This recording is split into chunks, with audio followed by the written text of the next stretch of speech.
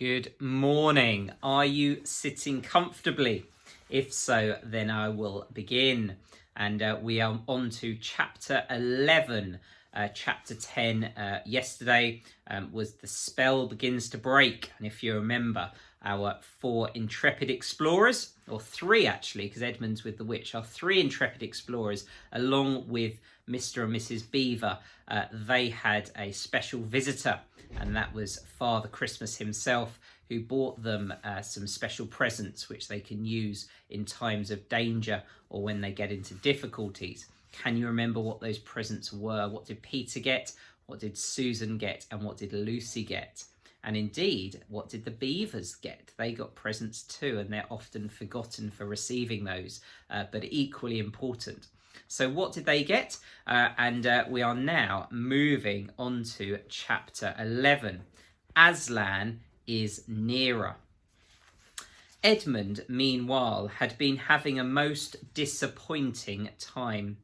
When the dwarf had gone to get the sledge ready, he expected that the witch would start being nice to him, as she had been at their last meeting. But she said nothing at all. And when at last Edmund plucked up his courage to say, "Please, your majesty, could I have some Turkish delight?" You said, she answered. "Silence, fool." Then she appeared to change her mind and said, as if to herself, "And yet it will not do to have the brat fainting on the way," and once more clapped her hands.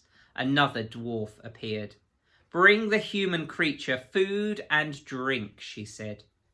The dwarf went away and presently returned, bringing an iron bowl with some water in it and an iron plate with a hunk of dry bread on it. He grinned in a repulsive manner as he set them down on the floor beside Edmund and said, "Turkish delight for the little prince, ha ha ha." "Take it away," said Edmund sulkily. "I don't want dry bread." But the witch suddenly turned on him with such a terrible expression on her face that he apologised and began to nibble at the bread, though it was so stale he could hardly get it down. "You may be glad enough of it before you taste bread again," said the witch. While he was still chewing away, the first dwarf came back and announced that the sledge was ready. The White Witch rose and went out, ordering Edmund to go with her. The snow was again falling as they came into the courtyard, but she took no notice of that and made Edmund sit beside her on the sledge. But before they drove off, she called Morgrim, and he came bounding like an enormous dog to the side of the sledge. "Take with you the swiftest of your wolves and go at once to the house of the Beavers," said the witch, "and kill whatever you find there. If they have already gone, then make all speed to the stone table, but do not be seen. Wait for me there in hiding. I, meanwhile, must go many miles to the west before I find a place where I can drive across the river. You may overtake these humans before they reach the stone table.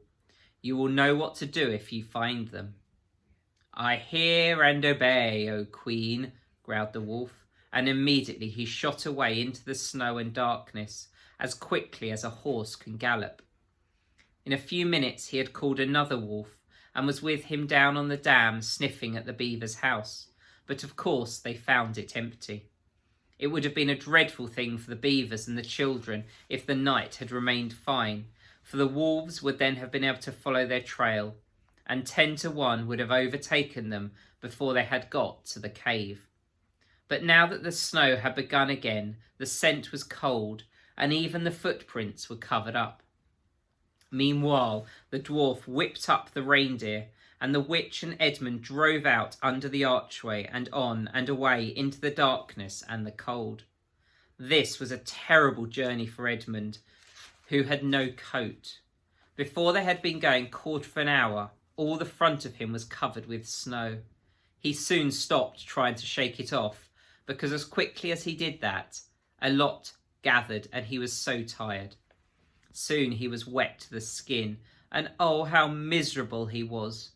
It didn't look now as if the witch intended him to make him a king, All the things he had said to make himself believe that she was good and kind and that her side was really the right side sounded silly to him now. He would have given anything to meet the others at this moment, even Peter.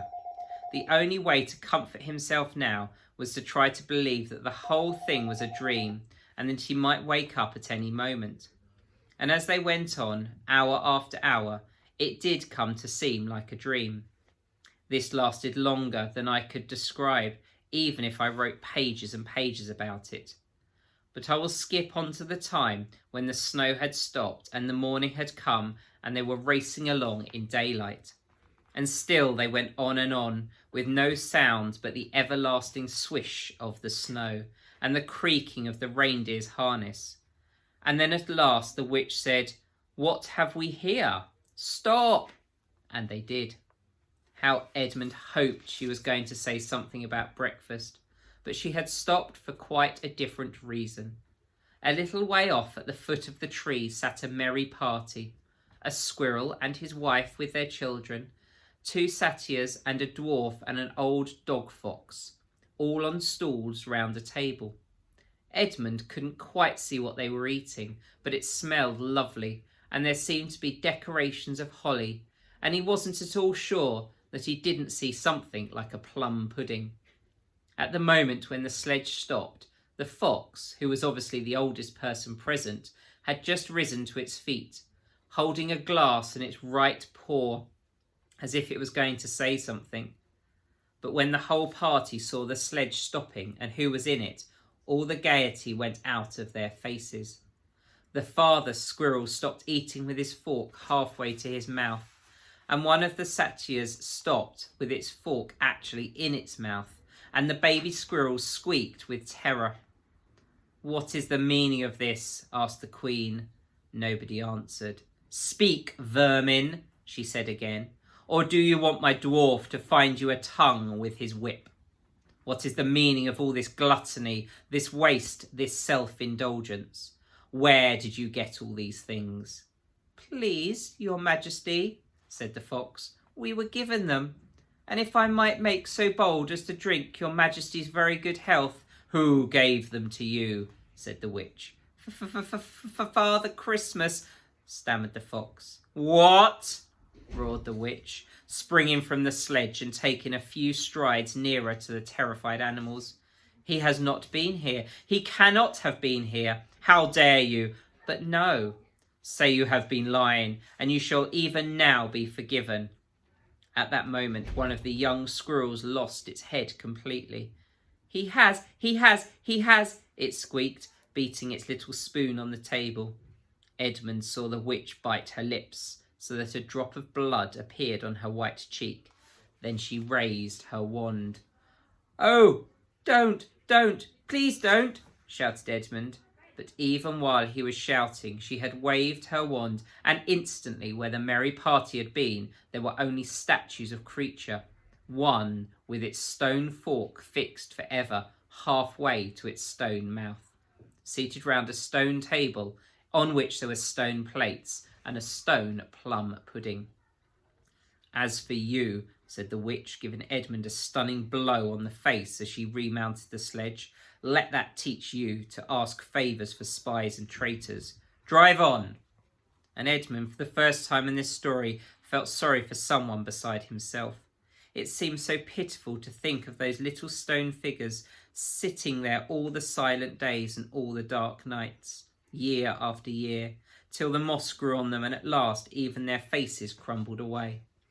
Now they were steadily racing on again, and soon Edmund noticed that the snow was splashed against them as they rushed through it was much wetter than it had been all last night.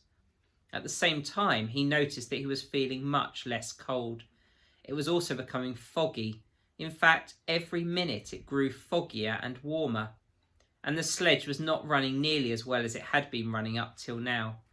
At first he thought this was because the reindeer were tired, but soon he saw that he couldn't be the real reason. The sledge jerked and skidded and kept on jolting as if it had struck against stones, and however the dwarf whipped the poor reindeer, the sledge went slower and slower. There also seemed to be a curious noise all round them, but the noise of their driving and jolting and the dwarfs shouting at the reindeer prevented Edmund from hearing what it was, until suddenly the sledge stuck so fast that it wouldn't go on at all.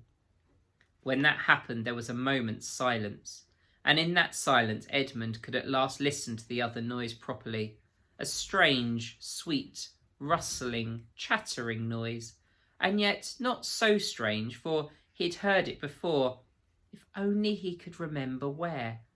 Then all at once he did remember. It was the noise of running water. All round them, though out of sight, there were streams, chattering, murmuring, bubbling, splashing, and even, in the distance, roaring. And his heart gave a great leap, though he hardly knew why, when he realised that the frost was over. And much nearer there was a drip, drip, drip from the branches of all the trees. And then as he looked at one tree, he saw a great load of snow slide off it, and for the first time since he had entered Narnia, he saw the dark green of a fir tree. But he hadn't time to listen or watch any longer, for the witch said, "Don't sit staring, fool. Get out and help." And of course Edmund had to obey. He stepped out into the snow, but it was really only slush by now, and began helping the dwarf to get the sledge out of the muddy hole it had got into. They got it out in the end, and by being very cruel to the reindeer, the dwarf managed to get it on the move again, and they drove a little further. And the snow was really now melting in earnest, and patches of green grass were beginning to appear in every direction. Unless you have looked at a world of snow as long as Edmund had been looking at it, you will hardly be able to imagine what a relief those green patches were after the endless white. Then the sledge stopped again. "It's no good, your majesty," said the dwarf. "We can't sledge in this thaw." "Then we must walk," said the witch. "We shall never overtake them walking," growled the dwarf, "not with the start they've got." "Are you my counsellor or my slave?" said the witch. "Do as you're told." "Tie the hands of the human creature behind it, and keep hold of the end of the rope, and take your whip, and cut the harness of the reindeer, then they'll find their own way home." The dwarf obeyed, and in a few minutes Edmund found himself being forced to walk as fast as he could with his hands tied behind his back. He kept on slipping in the slush and mud and wet grass, and every time he slipped, the dwarf gave him a curse and sometimes a flick with the whip. The witch walked behind the dwarf and kept on saying, "Faster, faster." Every moment the patches of green grew bigger and the patches of snow grew smaller. Every moment more and more of the trees shook off their robes of snow.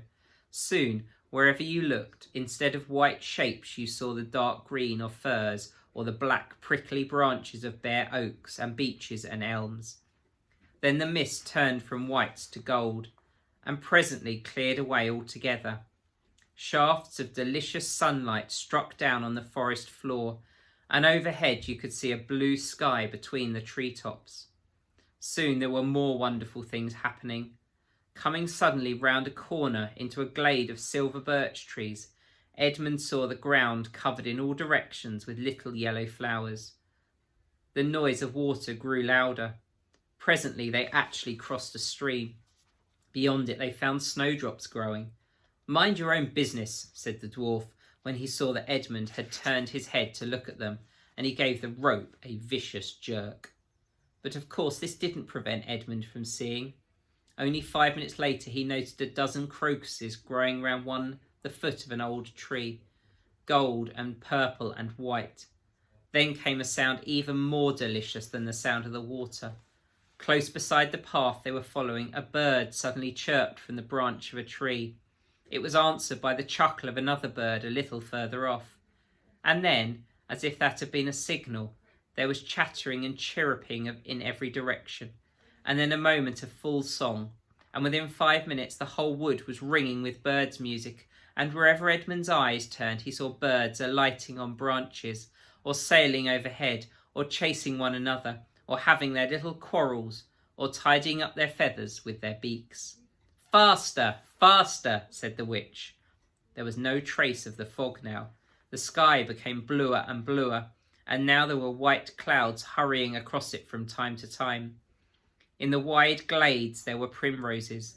A light breeze sprang up which scattered drops of moisture from the swaying branches and carried cool, delicious scents against the faces of the travellers. The trees began to come fully alive. The larches and birches were covered with green, the laburnums with gold. Soon the beech trees had put forth their delicate, transparent leaves. As the travellers walked under them, the light also became green. A bee buzzed across their path. "This is no thaw," said the dwarf, suddenly stopping. "This is spring.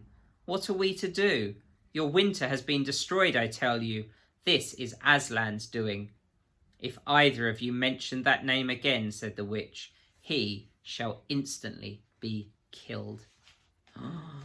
Ooh, what great description, what great vocabulary. I think we've done Forest School proud with the amount of flora and fauna that we talked about in that chapter. And I can certainly, as I read that, picture spring emerging. And it's very timely because it's exactly the time of season we're in at the moment. And I wonder if you look outside, whether you can see any primroses or crocuses flowering. Can you see any laburnums turning gold and other trees as well spreading out their green branches? So absolutely fitting and the right time of year for us to read this story. So tomorrow, chapter 12, and we will see what happens there. So I hope you'll continue to enjoy this. Even this morning at the gate, I had one of our mums comment on the love of Narnia for her and how it took her back to when she was younger and she read the book and reliving that.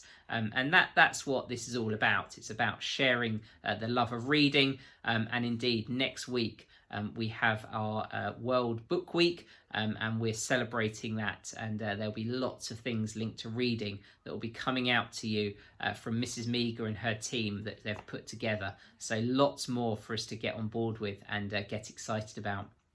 Hopefully you have a great rest of your day, and I'll be back tomorrow with chapter 12. Bye for now.